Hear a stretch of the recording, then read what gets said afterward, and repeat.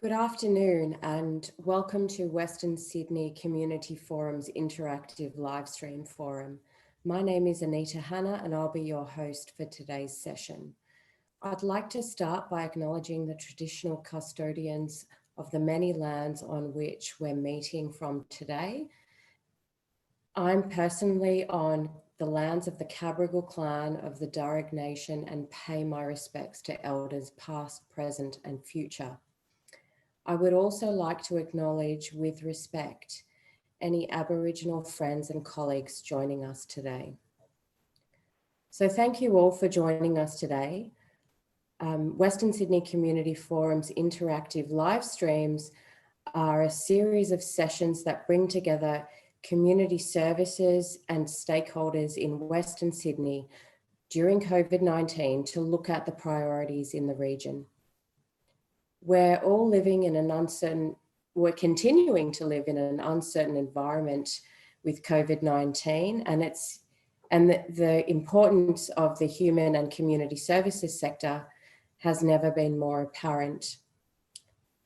Today's session is equally important. It's about the impact of international humanitarian crises on local communities. Settling in Australia is marked with hope for a new life and fraught with challenges for communities displaced by war and other disasters. Today, we will explore how communities in Western Sydney are managing the impact of ongoing struggle and strife, and now the COVID-19 pandemic in places that they consider home. We will consider the current policy leadership around this issue and the available support in Western Sydney. For those of you joining us today, I would encourage you all to contribute to the discussion, and you can do so at any time by clicking the raise hand function on your device, and you will join a queue where we will invite you to share your comment or question through your voice facility. If you prefer, you can click on the Q&A button on your device and type in your comment or question, and I will read it out on your behalf. We will do our best to respond to all the questions, but they will be answered on a first in, first served basis. Those joining us on the live stream can also post comments and questions, and we will ensure that they are shared in this forum. The video and the chat functions are not available, but I do encourage you to ask questions through the Q&A or through the chat, through the raise hand functions that you have. So now I would like to introduce and welcome our panelists for today's session. I would like to first introduce Juliana Nkrumah, who is the Domestic and Family Violence Project Manager at Settlement Services International. Welcome, Juliana. Next, I would like to introduce Mohammed Dakouli, who is the Schools Liaison Officer from the New South Wales Service for the Treatment and Rehabilitation of Torture and Trauma Survivors, or better known as STARTS. Thank you so much for joining us, Mohammed. Unfortunately, Lina Ishu is unable to join us, but we are so grateful to have Mohammed's expertise for the session. So thank you. And I would also like to introduce Shukufa Tahiri, who is a policy analyst with the Refugee Council of Australia. And I understand Shukufa, who is doing this work as we were starting the session, just left a meeting to be here. So thank you so much, Shukufa.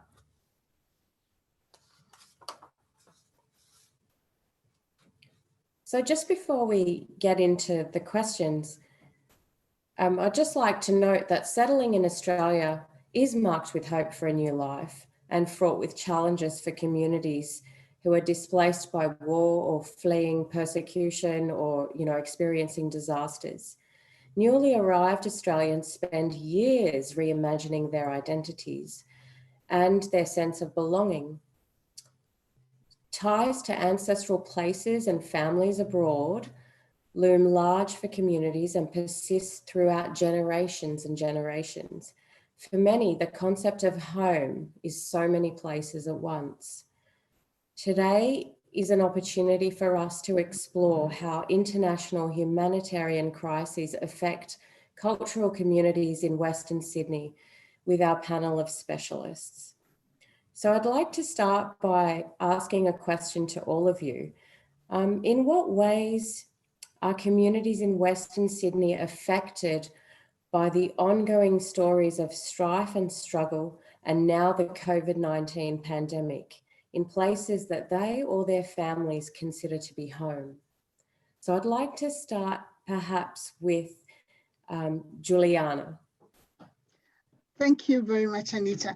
I think that we must understand that people who migrate to Australia, whether they come as migrants or as refugees or as temporary visa holders, whichever visa they are holding, often would have either come from country to Australia, or they would have come from country to country to country to country and ending up in Australia.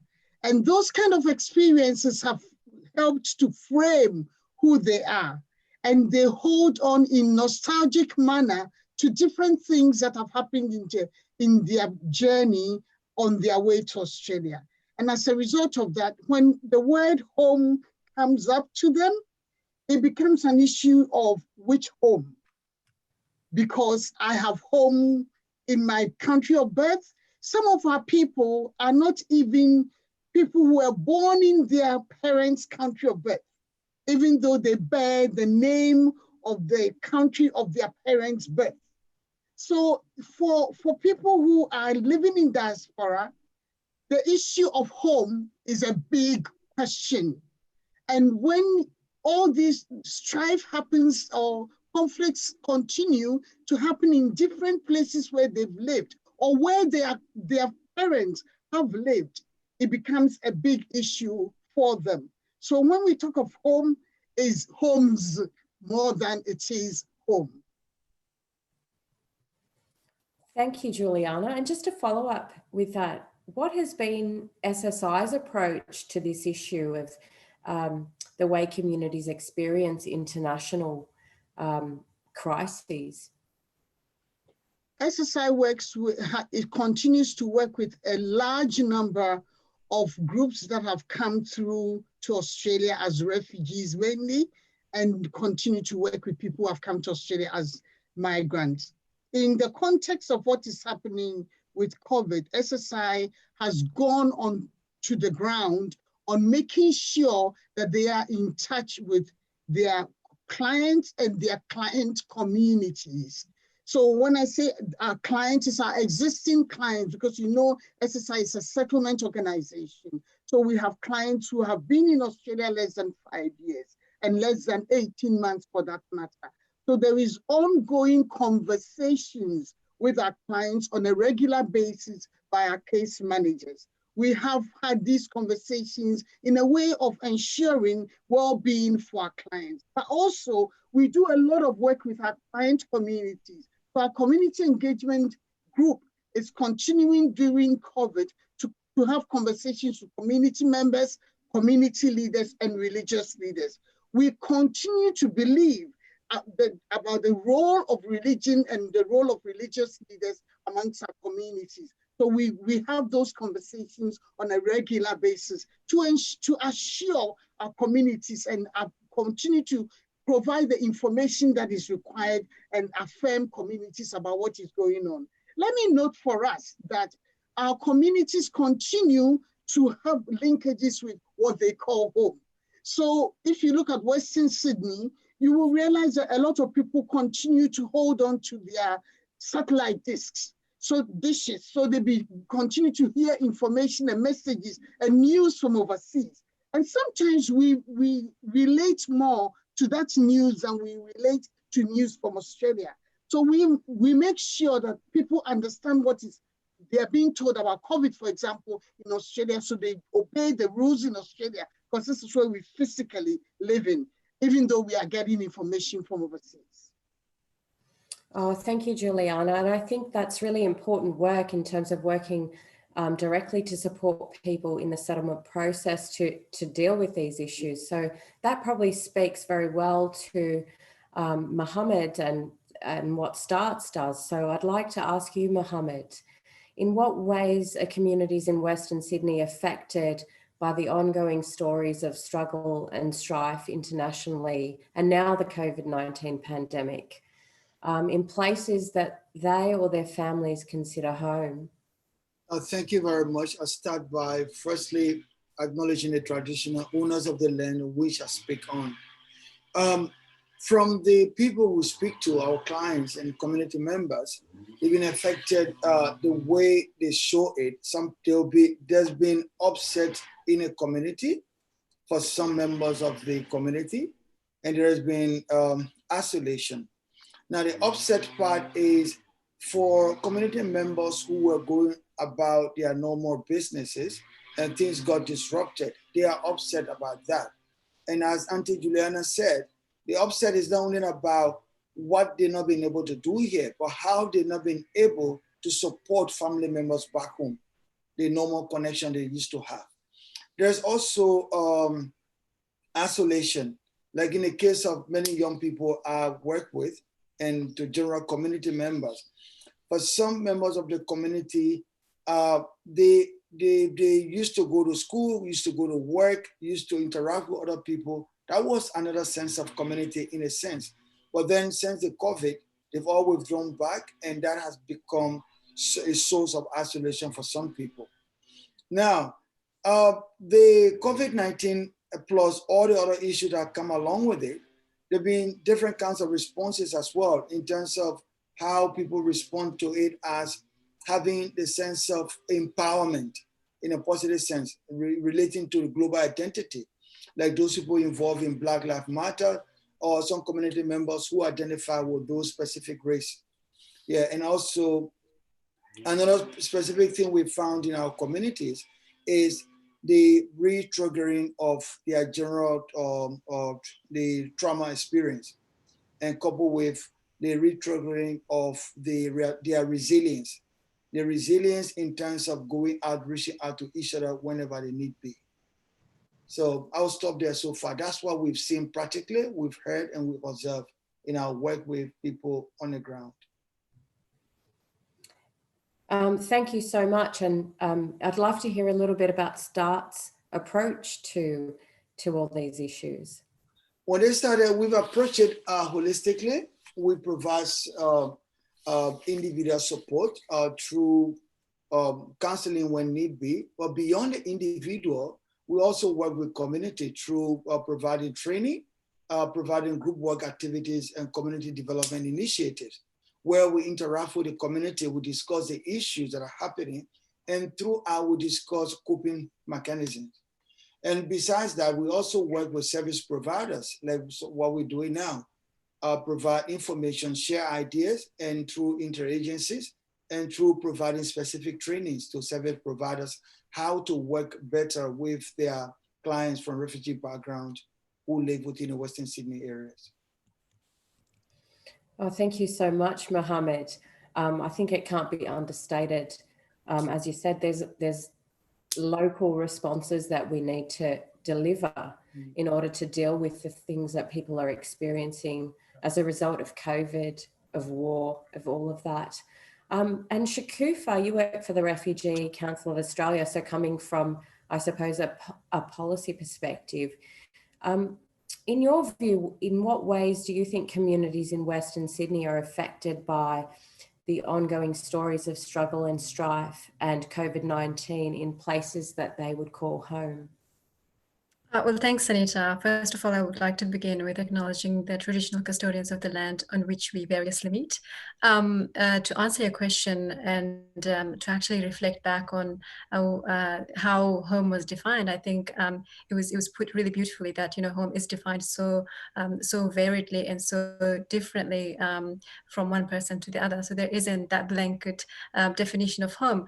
But I suppose, you know, talking about home in that general sense, where refugees come from and their home countries and countries of origin.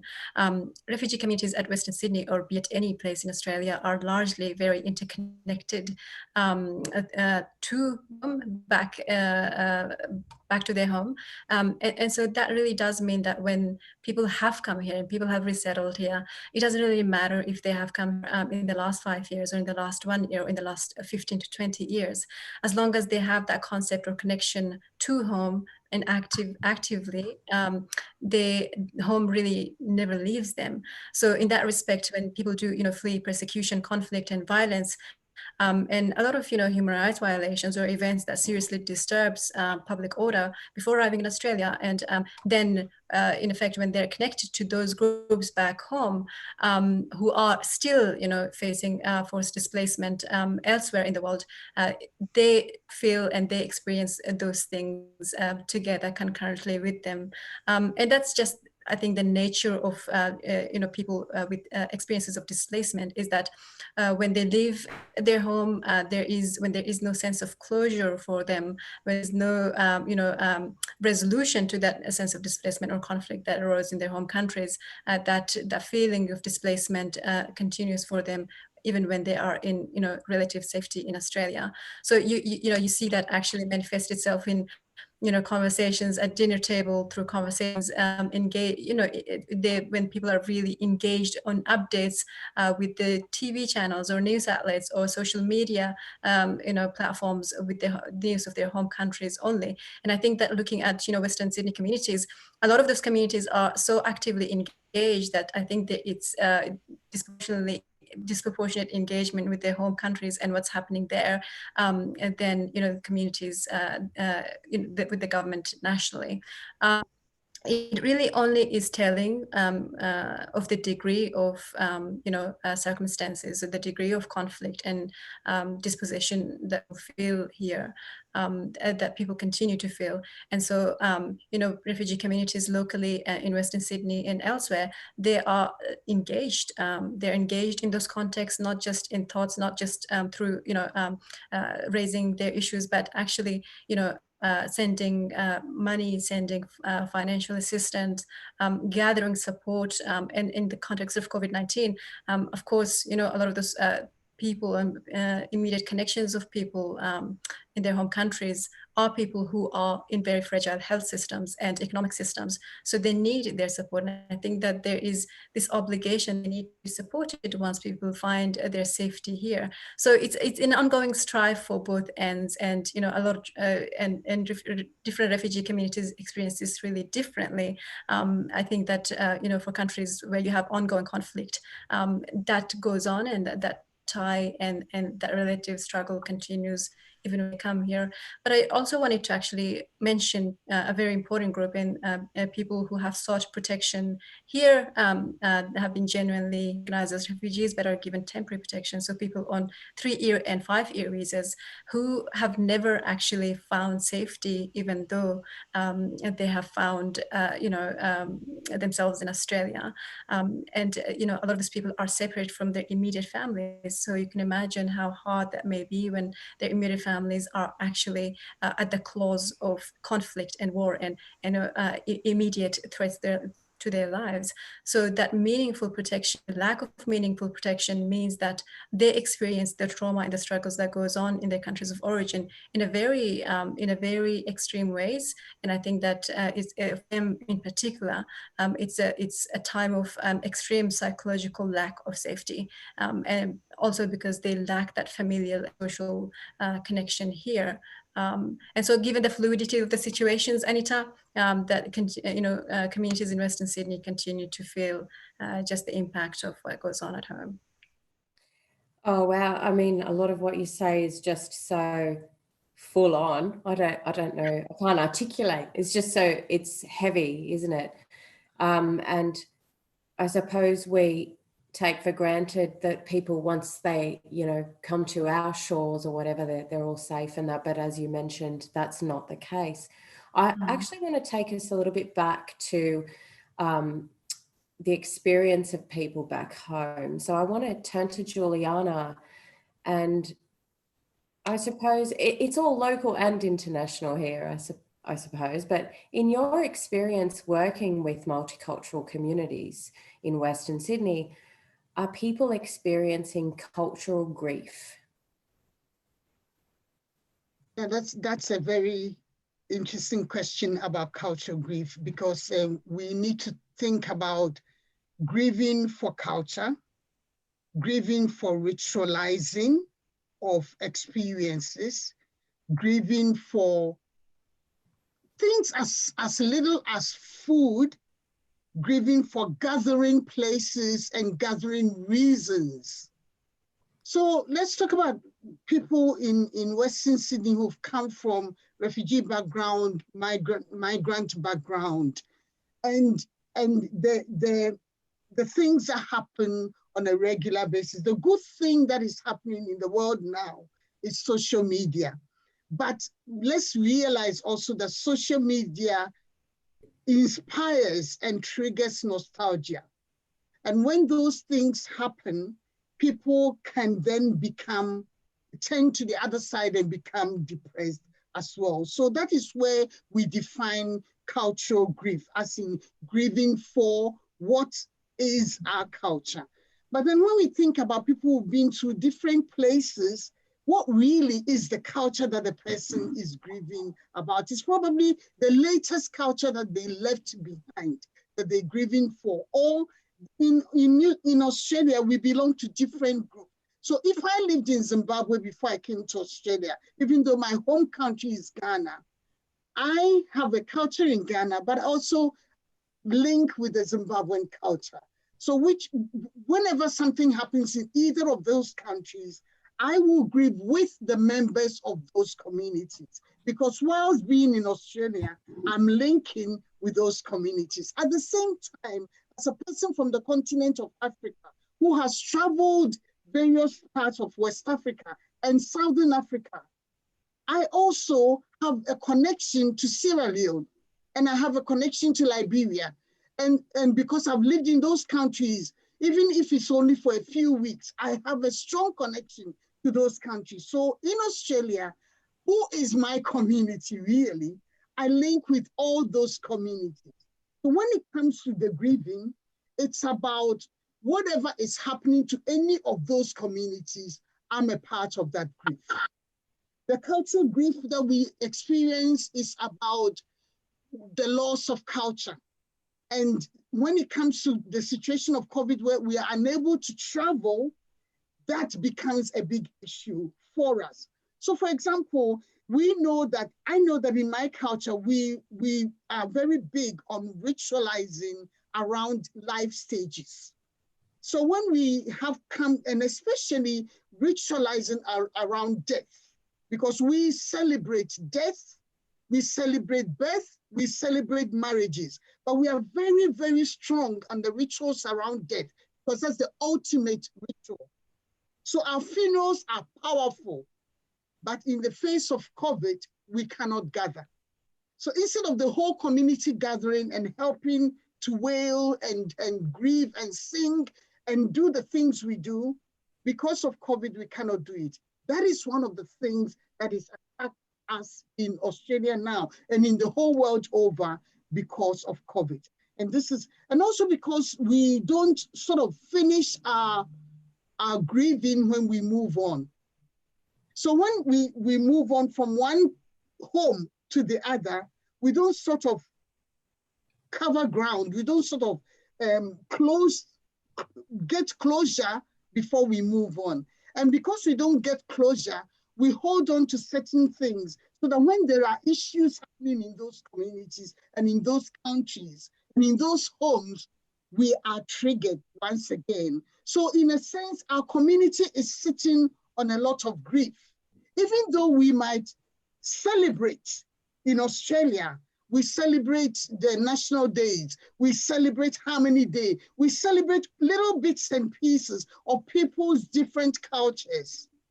We need to think about the things also that need to be grieved around.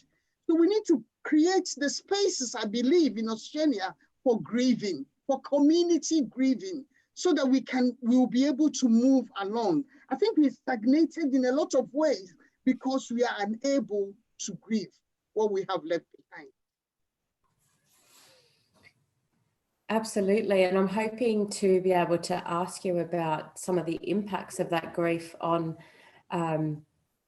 second generation migrants or people that were born here. But I would first like to turn to Mohammed and ask you about cultural grief. And you work with a lot of young people and families in Western Sydney. How does cultural grief present itself there? Just as Auntie Juliana has said, there are different levels of grieving. I'm going to focus on what we see in terms of what happens to parents and what happens to young people. Okay, most of the grieving takes place around the idea to do with cultural dissonance and nostalgia. Now, for the elderly people, nostalgia, what they're missing, and when it comes to serious problem like this, like in this COVID period, what do? How do you connect to your family? So if they don't get that, they miss the good days of doing those things. Now, when they miss those things, their reaction, the young people then react to it. The young people live in two cultures. They have their own culture in terms of where they're growing up in, and the parents have their own culture. So their reaction to that also creates a cultural dissonance for them. Makes them uncomfortable, makes some of them very confused. What do they want to be? Is it a culture in the school? Is it a culture outside? Is it a culture inside? So that's the process keep going on and on and on.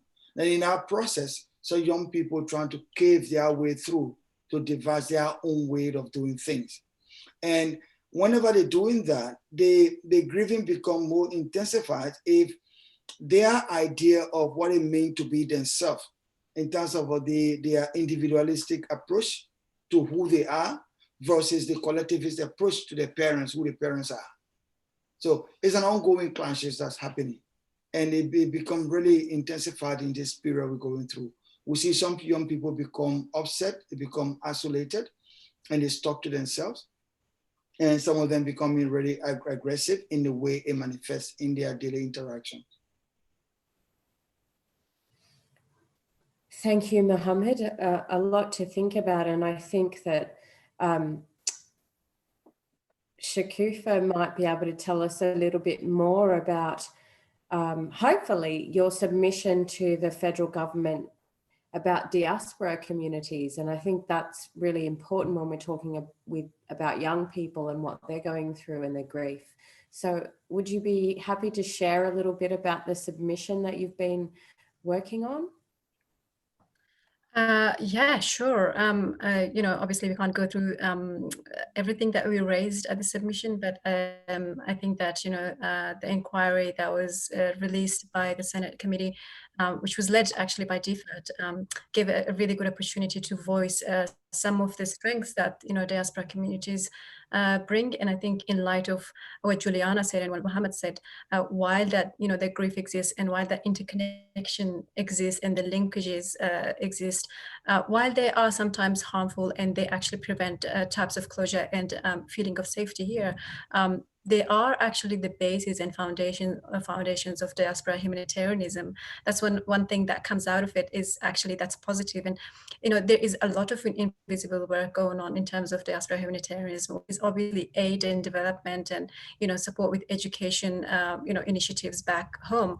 But, when it comes to shifting policies, talking to different governments at international platforms, it then becomes really, a vital space for diaspora humanitarians or diaspora humanitarian actors to advocate for the betterment of their people. And I think it's a one way of relieving that grief that Mohammed talked about, is to actually be constantly engaged with it in a way where you don't actually feel that survival guilt, in a way where you feel adequate, where you feel like you are actually trying to be part of the resolution of the conflict that you fled. And I think that actually has opened obviously a window to dealing with the mental consequences of surviving and leaving everybody else behind. It's also useful in the way that governments can talk to diaspora communities instead of obviously having that approach of their own approach, but also there has been an absolute long-term underutilization of diaspora communities and what they bring to the table, the expertise that they bring, the insights that they bring, and the important work or policies that can be constructively informed diaspora communities at national level, but also international level. I think that with this submission, we hope that we could build on the good models of international engagement and partnership that are possible, and actually showcase some of the strengths and good practices that have happened in diaspora communities and how they have worked with transnational networks and systems to bring constructive constructive depth or contribution back to their home countries, being good citizens or good residents of Australia, but also helping out in development on the other side of the world. We also, just as some of the safety concerns that diasporas continue to face. So obviously one of it is mental health, but also you have diaspora communities that are refugees actually can't freely advocate even Australia. So a really prime example is the Uyghur community. While you can see that people in China, so Uyghur people don't have that capacity or don't have that opportunity, don't have the safety to raise their own concern. It is diaspora communities that actually have raised the profile on that really, really serious issue and humanitarian crisis. And so it is then the diaspora communities that really then hold the burden of advocating and feel the burden constantly and engage with that work in ways that are possible. But I think there are obviously rooms to be created for the betterment of that work and the better utility of diaspora humanitarian work. So this submission really then, tied all of that, but also, reflected on the strengths of diaspora-based structures in Australia and how robust they are and whether they are able to, efficiently function in order to bring out the strengths of diaspora communities. So those are some of the things that we raised, but also placed then the diaspora communities in the broader context of social cohesion and how they accessed and partnered with governments and other democratic institutions in Australia. Thanks, Shukufa. It sounds fascinating, and I would love to learn more from you about this issue. I have a personal interest, obviously, in diaspora communities, and I particularly would like to hear about the refugee communities, and hopefully we can have another narrative, which is not what we get from refugees, but rather just their general contribution and stuff, but not our gain, from refugees, I think. We've got a few questions from the audience, but we've got a few questions. I might go through some of those questions. Firstly, I know that Charlton has a question from our YouTube channel. So Charlton, would you mind reading that out? Sure. So we've got a question from Morgana, and Morgana asks, does that lack of closure impact the well-being of people, and how does it show up? Okay. I think I'm the one who talked about the lack of closure, didn't I, Anita? Yes, okay. Juliana, if you want to. It does. It definitely does impact the well-being of people. It creates a situation where, so I'm looking at the issue of depression in first generation people. So the mothers and the fathers who first arrived in Australia as refugees or migrants, and they carry a lot of that lack of closure with them. And in Australia, it becomes an issue that they don't pay attention to. Let us be aware that a lot of people on arrival don't pay attention to their mental health at all, or to the things that are sitting in the bottom of their hearts, which we name depression, which they don't sometimes even have the language for. And they just feel unwell, things are not right, they feel upset, they are easily upset. But they're so busy getting on with their life that they don't pay attention to it at all. And it erupts in the wrong places at the wrong times. How that happens to reflect and affect and impact their children is huge, because the children often don't know what to do with mom or what to do with dad when they go into that space. The mental health implications for diaspora communities and for, that is, our refugees and migrants is very big. And we don't acknowledge, we don't do anything about it, we carry on daily, and then later on, we tend to present. Or sometimes we use other ways to mask them. And that is where you have a lot of people using alcohol, because that's a safe drug. You use alcohol at home, and there is increasing alcohol, or there's increasing participation in gambling. And that leads to other problems in the family. So it's something that is insidious, and that carries on and on and on, but communities don't pay attention to them because we just don't know what is going on. We just think we've come to Australia, is great, the honeymoon period continues, and then boom, something happens to us, the whole family is great. I think Mohammed will have a lot to say. I would like to add something on that. And thank you very much. In addition to what Auntie Juliana said, lack of closure, meaning that those people, they will find it difficult to be grounded. Grounded means to feel a sense of the presence. I'm here now. Their minds are here, or they're here physically, their minds are back there. That also means they will be unable to focus. You have to focus in the field, and you decide you're here to be able to start a new life. And that also linked to the fact that they can't move on easily. Now move on easily, they're the one who, whatever happened back home, is like, it's just happening to them now. That does not only impact on them, their own psychosocial well-being, but the young people, the family, and the society they live in.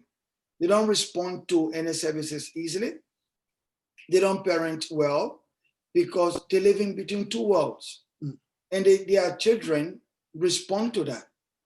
They are the carriers of the intergenerational trauma to other people. That's why services need to be really specialized and take really key interest in helping people who come from this kind of background. And you find a majority in community members who are here, who families have been denied to come over.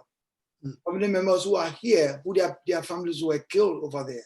Or family members who are here that in their countries of origin, the issue of gross dispossession or gross violation of their human rights have never been addressed. So they keep lingering in their minds. Can I also actually talk about that? Because I think that seems to be that is least talked about. And I think that there is such a huge issue with duality of identities, duality of lives. There's just, I think, with people who fled direct conflict zones or have been uprooted very directly and have felt that and experienced that firsthand, they experience multiple lives at the same time, and they're expected to live in all of them in a state of equilibrium, and to maintain that and humanly that's just not possible. I think that obviously I'm not a psychologist, but I can tell you that just fleeing home, I think that it leads to issues that inhibit settlement in the new society. The idealization of the past, especially for the elder generation or for mature adults who know the gravity of the uprooting, who know the gravity of displacement, and who know just the unlikelihood of being able to go back to previous lives. Because when they do come here, I mean, there is the issue of expectation to adapt rapidly to the new environment that they're being introduced to. And I understand that, settlement services come in there to help them, trauma services come in there to help them.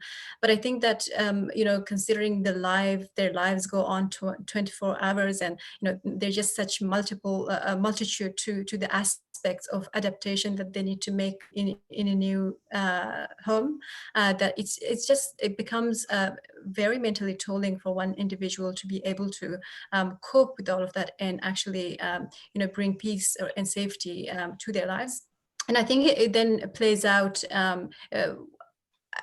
the survival guilt, I think it comes in a little bit later once you realize that, you know, you have landed in a safe space, and the lack of inadequacy and inefficiency and lack of doing enough and being enough in circumstances where your help is required, and that you feel that ongoing guilt. And that's, I think, one of the elements that, you know, hinders closure as well.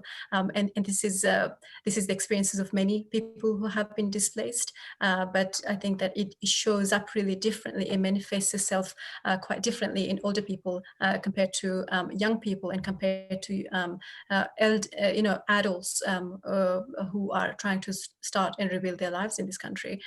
For obviously elderly, it's probably harder in a sense where they feel extremely isolated, and they cannot reach out in a way where they can be helped or understood.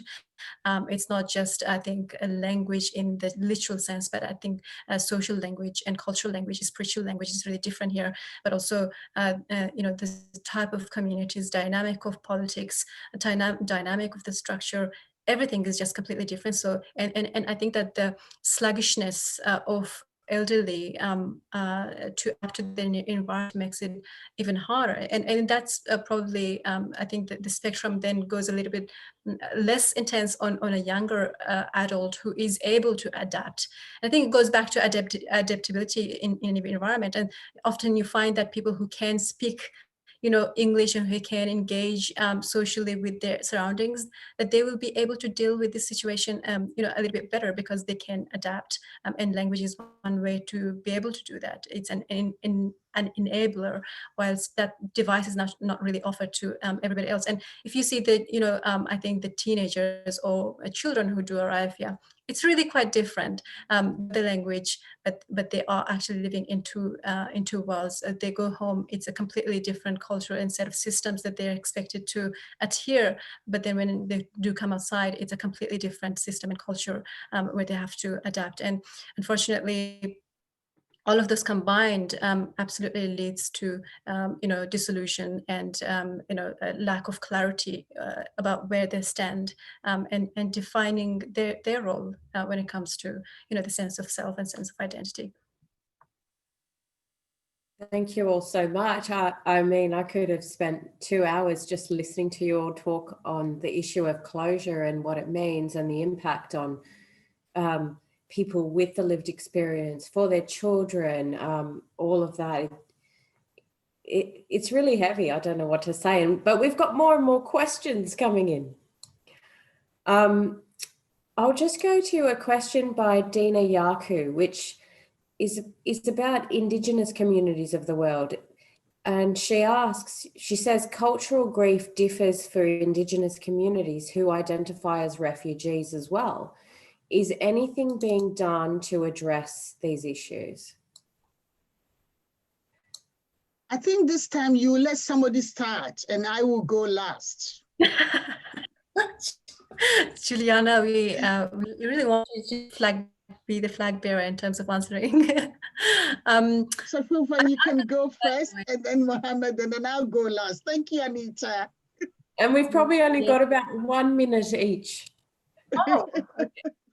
Yeah, I mean, I'm going to go really brief on that, but that's such an interesting aspect of the variety and diversity of people who are seeking protection in Australia, is that a lot of people actually do come to Australia are members of ethnic or religious minorities, or, you know, other types of minorities or classes of people.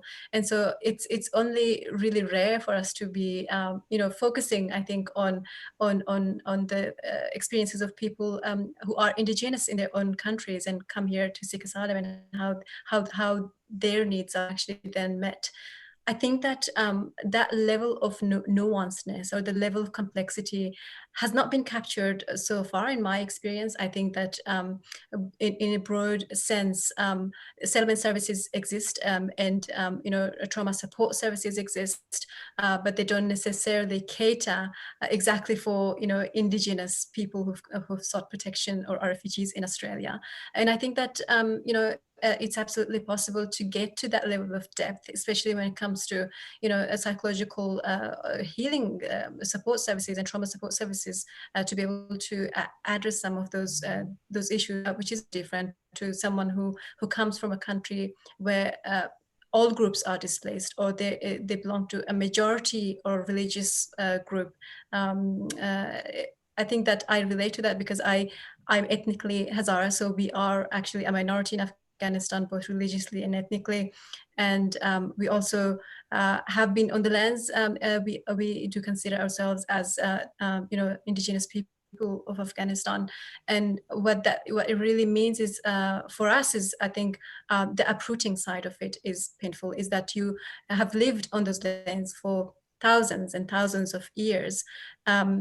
Your forefathers and all of your roots have been displaced. And how do you deal with that trauma of loss and grief, as opposed to someone who comes from, not absolutely not undermining or underwhelming, the experiences of other classes of refugees, but someone, for example, who comes from metropolitan areas, or people who have had experiences of moving many times to different countries. And it's different. I think the depth of trauma is real and really raw for people of indigenous backgrounds.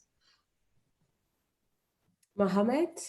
Yeah, and this is where we say thank you to all the service providers, but from our experience as STARS, and one thing we pride on is how we get connected to indigenous cultures and individuals from different backgrounds, different refugee backgrounds that are here. They are both service users and collaborators in developing the services. What do I mean by this? I mean, in response to what Mama Shukufa just said, people we work with, there are also people we listen to devise ways to work with them. And one of those programs that we put together as STARS before, and that is currently running, is what they call Families in Cultural Transition. And the overall aim of that program is, how do we go and uncover the nuances of the gross dispossession and violation of human rights and the grief of loss that people have experienced in where they come from as indigenous people. And in that, what we're looking at is, when we say healing or mourning or grieving, what does that mean to you? How do you work along with you for you to know how to grieve appropriately according to what you think worked for you? And then helping them to develop conceptual understanding of what happened to them. Because what the research shown us is that when the refugee understands and makes meaning what happens to them, is one way of putting them on a track of healing process, that they get to understand why it happens to them. And with that, I think services are working on that. And what we're going to add on is that it's important. That's why the training materials that are available. You can go to STARS or other sister organizations in other parts of the country, where they provide specific training of how to work with trauma survivors. Because we understand that the trauma as a result of political violence is quite different. Because the trauma that is combination of anger, frustration, hopelessness, all mixed together. It is difficult to explain it. So this is why I would say, in this open manner, invite everyone. You can go on our website, stars.org, and you see all the training that are lined up. Everything is to how to build each other capacity, then to work effectively with refugee or trauma survivors. Thank you. Okay, Thank you. and Juliana? Western Sydney is full of indigenous people. I want to totally and completely and respectfully recognize the First Nations of Australia. But majority of us who have come to live in Western Sydney are First Nations people from other countries. We might not be oppressed in the countries where we've come from. However, we are still First Nations people. And what is in a similarity with Australia's First Nations is colonization. So we from the continent of Africa are people who suffered balkanization. And through balkanization, nations were divided and split and forced to merge with other nations to become countries. That's another story we should tell. But for now, the story is that a lot of us who have come here as refugees and migrants from the continent of Africa are First Nations people in the countries where we come from. So on arrival, we come with the story of colonization. So I arrived in Australia and I speak English very well, but nobody knows that where I came from, I could not be encouraged to speak my language, read and write my own language. So I have already suffered dispossession. And then I landed in Australia and we are celebrating multiculturalism and I don't even know how to read my own language. And information gets, changed into my language, translated into my language as if I can read it. Those are some of the issues that we're trying to tell service providers to be nuanced around. Do you translate or do you interpret? Do you translate or do you use audio and visual interpretation to support people at taking on language? Having said that, I think because of the experiences are so similar, it's important that on arrival, we get the communities to link up with Indigenous communities. And that's something that SSI is working very seriously about through our Indigenous program and through the reconciliation action plan that we've set up and the work that is following through making sure that we involve the voices, the advice of Indigenous communities in everything that we do and to support people on arrival to understand Australia's history. Because until we understand that history, our moving on will be very, very difficult as a society.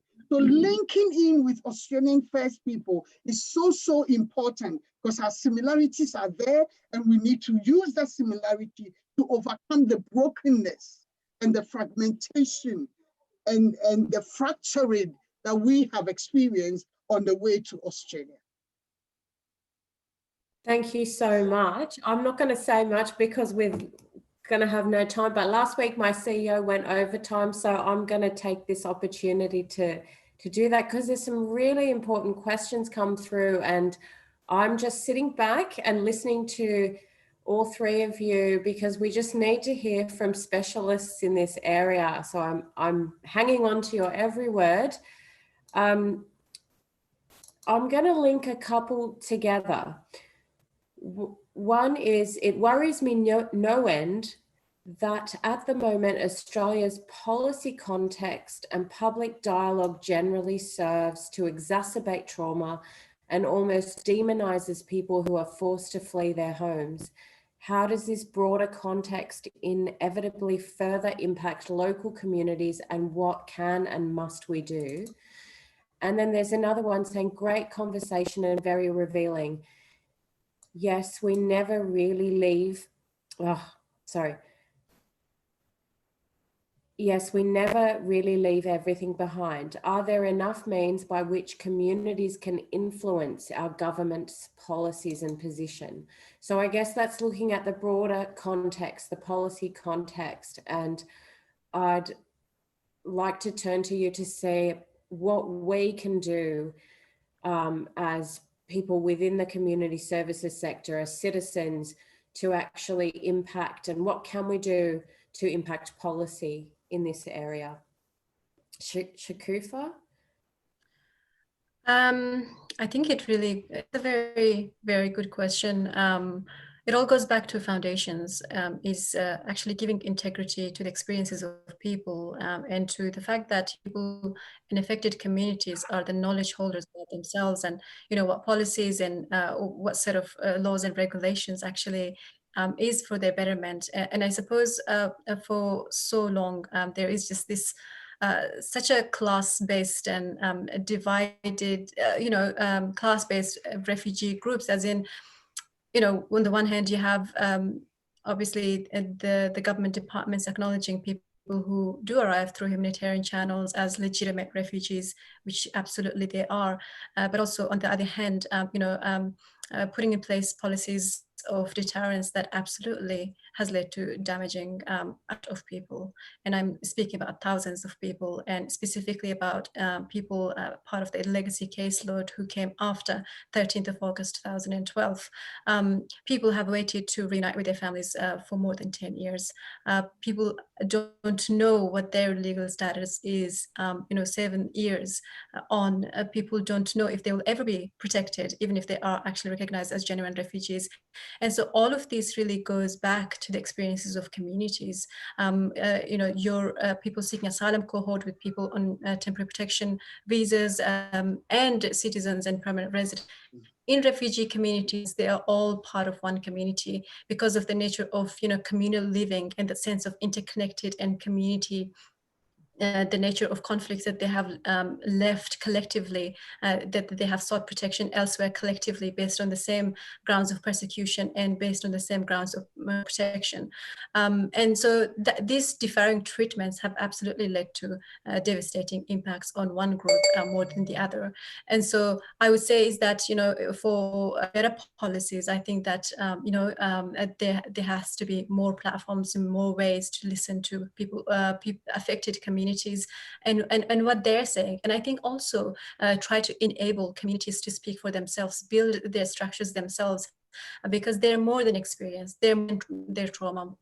Their stories should not just be limited to their trauma and, you know, looked at as invoking justice.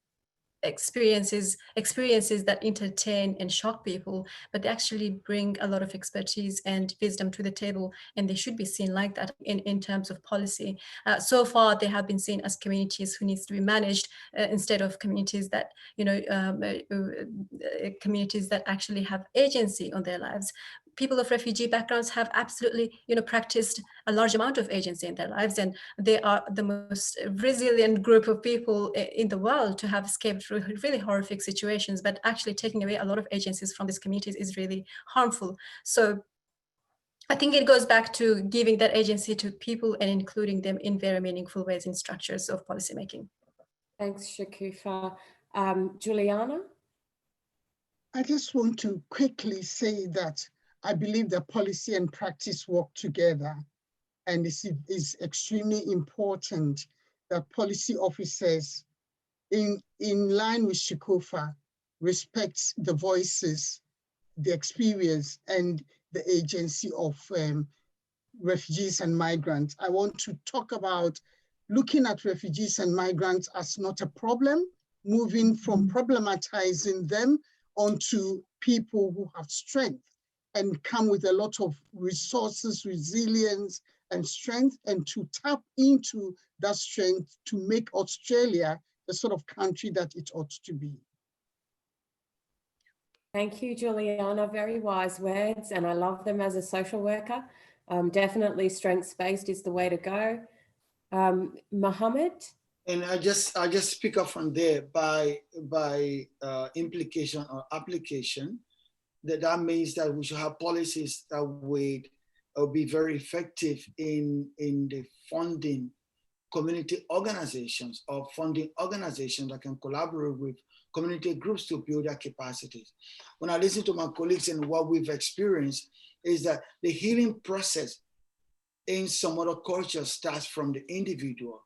But in many indigenous or refugee culture, the healing process starts with the community. You build a community, then you put in place a structure within which the healing starts from. And you cannot build these communities by not providing funds that will help them build their capacity. So policies around those areas will be very useful. Thank you. Oh, perfect. So I need to hurry us along. There's so many lovely comments and some really good questions that are here that we're not going to get a chance to look at. So we will try to get to those offline. But just in closing, I would like to ask our panelists, what's one piece of advice you could give our audience today to ensure that affected communities across Western Sydney are able to access the support that they need during COVID-19. Mohammed? The one advice is the COVID-19 situation has created uncertainty, help to establish certainty within the communities. Thank you. Thank you. Shukufa?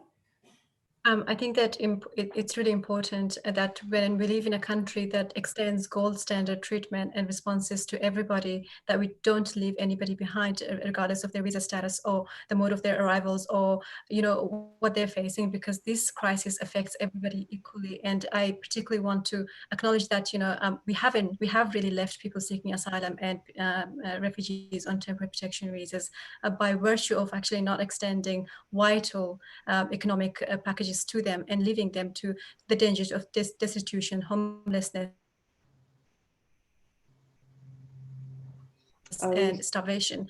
And people are, so I think that the essence of, you know, my message is to not leave anybody behind. And I know that people can join the campaign that the Refugee Council is running. So there's a plug for you, Shukufa. Juliana, do you have any advice that you can give in how we can make sure people are supported throughout this time? I think my advice is to everybody, government, community leaders and community members.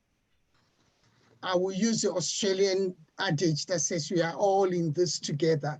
So we need to find ways of supporting whoever we find in need. Thank you, Shukufa, for talking about the people on temporary visas and international students and all that. Definitely, they will not have to be left behind. And we've done a lot of work in advocacy to bring it to the point where government is beginning to shift on that ground.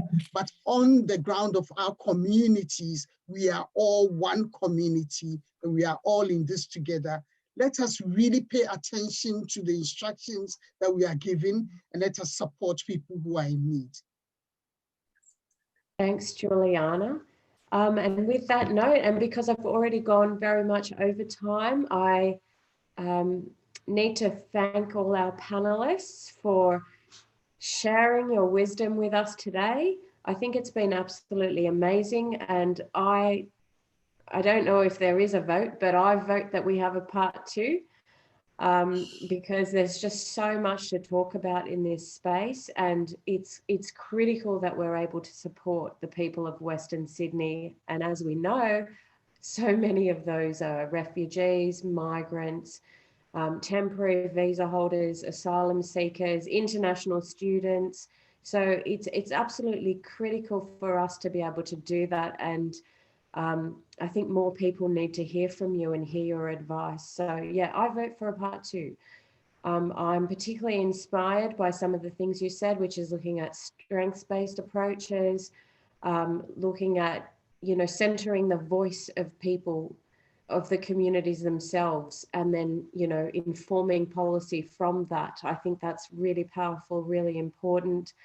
And also that I'm so pleased that you noted there are such complex issues going on for people, personally, culturally, all of that, in terms of closure, in terms of connecting to their homelands or what they consider to be their home, in terms of how they practice their culture here, in terms of how they try to practice Australian culture here, you know.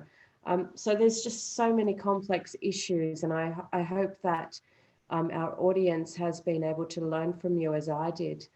So I want to thank you all. So thank you so much, Mohammed, for stepping up at the last minute today and sharing your expertise with us. Thank you so much. Thank you, Shukufa.